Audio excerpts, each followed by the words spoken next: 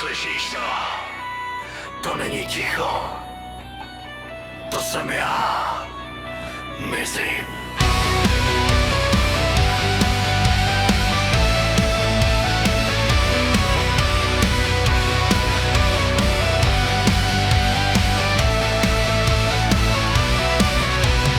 Ležím mezi stíny, co znají moje jméno. Strop nade mnou praská jak starý sny. Vzduch je těžkej jak nevyslovený slova a každej nádech bolí víc než dřív. Svět venku běží a zůstávám stát. Hodiny tykaj, ale čas už není můj. Dotýkám se života jen konečkama prstů a cítím, jak mi pomalu uniká. Slyším hlasy, co volají zpátky, ale cesta už mizí v mlze. Nevím, jestli chci zůstat, nebo konečně odejít. Zvědí nebo poslední nádech a nic už není. Žádný strach, žádná bolest.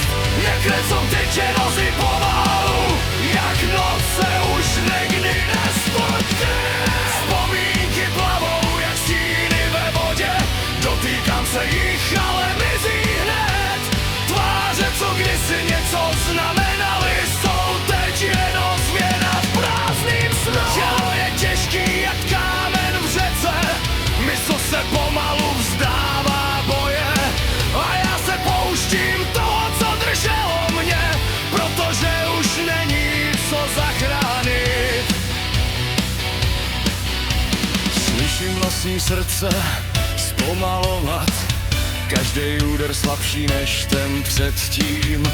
A v tom tichu je zvláštní klid, jak kdyby tohle byl konec, bolest. Světlo mizí někde daleko přede mnou a já už po něm nesám.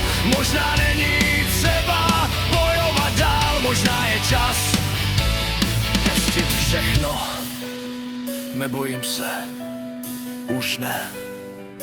Jen mě děsí to prázdno, ale možná právě v něm najdu něco víc než život. Poslední nádech, věřím v sobě.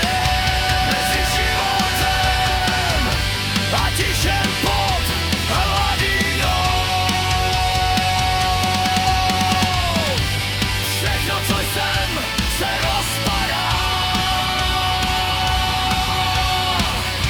A zůstává jen s tím bezejavná.